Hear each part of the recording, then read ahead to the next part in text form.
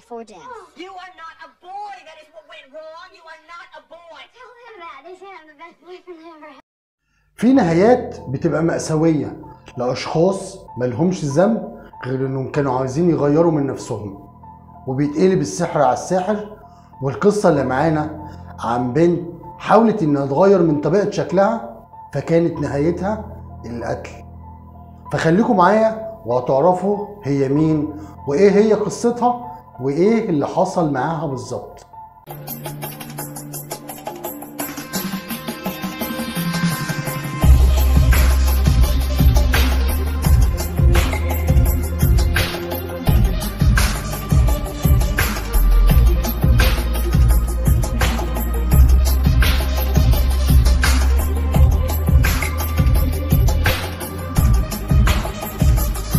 السلام عليكم اعزائي المتابعين المشاهدين في كل مكان. انا بشكركم جدا على دعمكم لقناتي، وبشكر اي حد عمل لايك او اشتراك في قناتي، لان قناتي بيكم وبدعمكم هتكبر ان شاء الله، ويا رب اكون ضيف خفيف عليكم. وبتبدا قصتنا في 31/12 سنه 1993 في مدينه هومبلدت في ولايه نبراسكا الامريكيه. صحيوا على مجزره بشعه راح ضحيتها واحدة ست واتنين رجالة، وتم اطلاق النار عليهم في بيت وسط مزرعة، وده اللي اتكتب في الجرايد وعلى شاشات التلفزيون. ولكن الحقيقة مش كده خالص، الحقيقة انهم اتنين ستات وراجل واحد، لان كان فيهم واحدة ست متشبهة بالرجالة واللي بسببها حصلت المجزرة. طب ايه هي قصتها وازاي اتقتلت وايه سبب قتلها؟ تعالوا اقول لكم.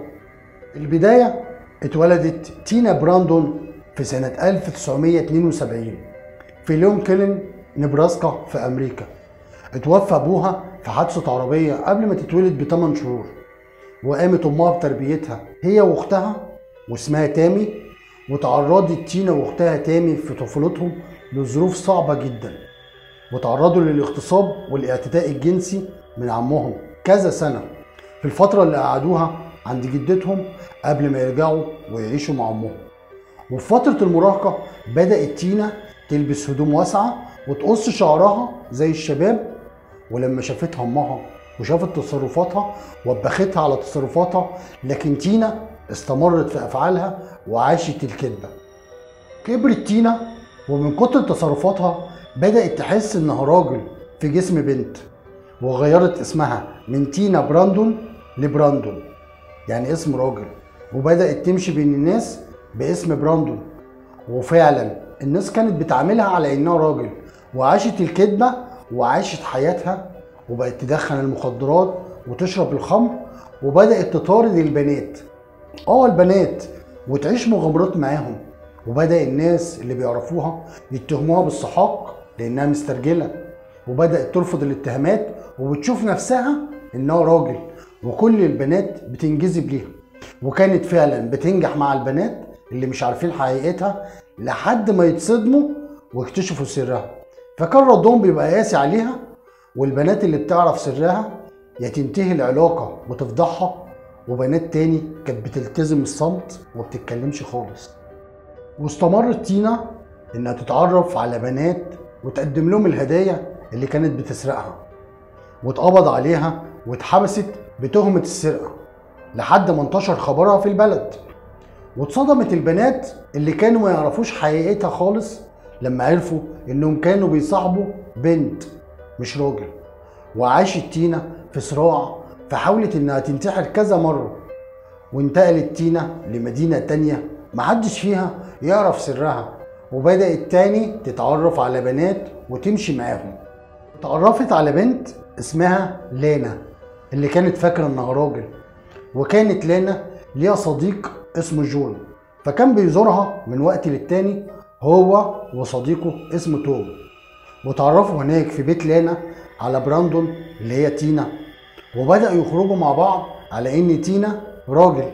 وكانوا دايما يتكلموا مع بعض على امور بتخص الرجالة، على البنات والشرب.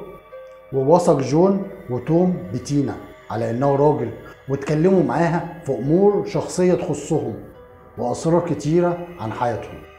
تينا استمرت انها تخرج مع لانا اللي كانت فاكراها راجل، ورجعت تينا لعادتها القديمة وبدأت تسرق الهدايا عشان تقدمها لصديقتها لانا. فوقعت تاني في ايد الشرطة اللي كشفت على هويتها وسرها للناس كلها. اتصدمت لانا وجون وتوم، اتصدموا التلاتة وقالوا معقولة براندون بنت وبتقول انه راجل؟ وقاموا بخدعة، وراحت لانا وخرجت تينا من مركز الشرطة بعد ما دفعت الكفالة. وتينا كانت محرجة منها جدا والتزمت الصمت، ولكن جون وتوم خدوها البيت لانا وبدأوا يزعقوا لتينا ليه كذبت علينا؟ ليه قلت انك راجل؟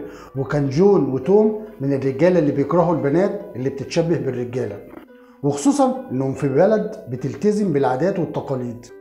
بدأوا يضربوا تينا، وحاولت صاحبتهم لانا انها تمنعهم من ضربها لكن ما قدرتش، وبسرعة خدوها جون وتوم ودخلوها الحمام وضربوها وخلعوها هدومها بالقوة عشان يتأكدوا انها بنت. ولما عرفوا الحقيقة خدوها بالعافية في عربيتهم وراحوا بيها لمكان فيه أرض زراعية ضلمة جدا، والكلام ده كان في الفجر. وبدأوا يضربوها واغتصبوها وقالوا لها هنديكي درس مش هتنسيه أبدا.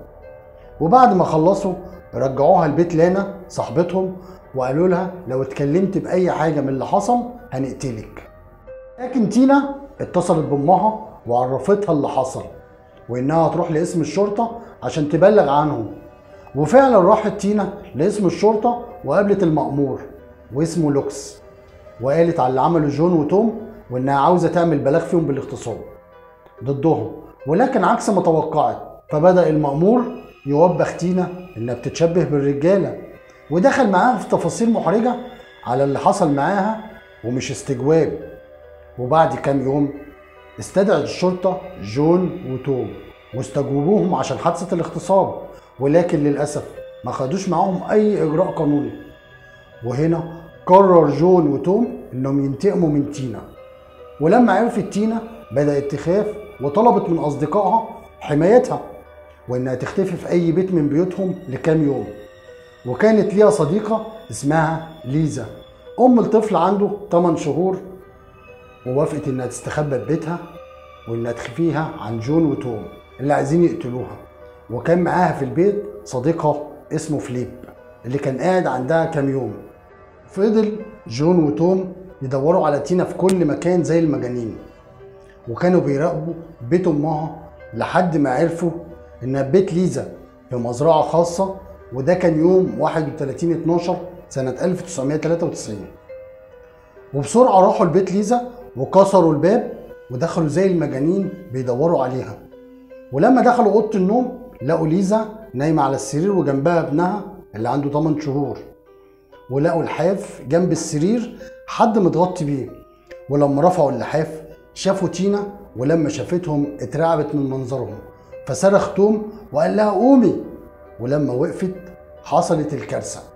بسرعه جون طلع مسدس وضرب تينا طلقه جت في وشها فسقطت على الارض وكان لسه فيها الروح وبتتنفض على الارض. راح توم مطلع السكينه وطعنها كذا طعنه فتوقفت عن الحركه خالص. وفضل ليزا وفليب اللي شاهدين على الجريمه، وراح جون وتوم مخلصين عليهم وصابوا الطفل اللي عنده 8 شهور يعيط وسط المنظر البشع ده. وكان ليزا وفليب في الوقت الغلط والمكان الغلط. وجت الشرطه وانتشر خبر المجزره بسرعه في الجرايد والتلفزيون لحد ما عرفوا حقيقة الراجل الضحية التاني وهو تينا براندون. واتقبض على جون وتوم اللي اعترفوا بالجريمة بكل وقاحة. وتوم قال ببجاحة احنا كنا بندور على تينا عشان نقتلها ونقطع راسها عشان محدش يقدر يتعرف عليها.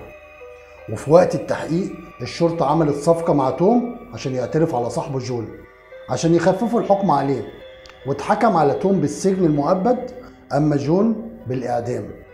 وراحت ام تينا ورفعت دعوه ضد المأمور لوكس ومركز الشرطه انهم استهتروا ببلاغ بنتها تينا لما اتقدمت بالبلاغ عشان يحموها من جون وتوم.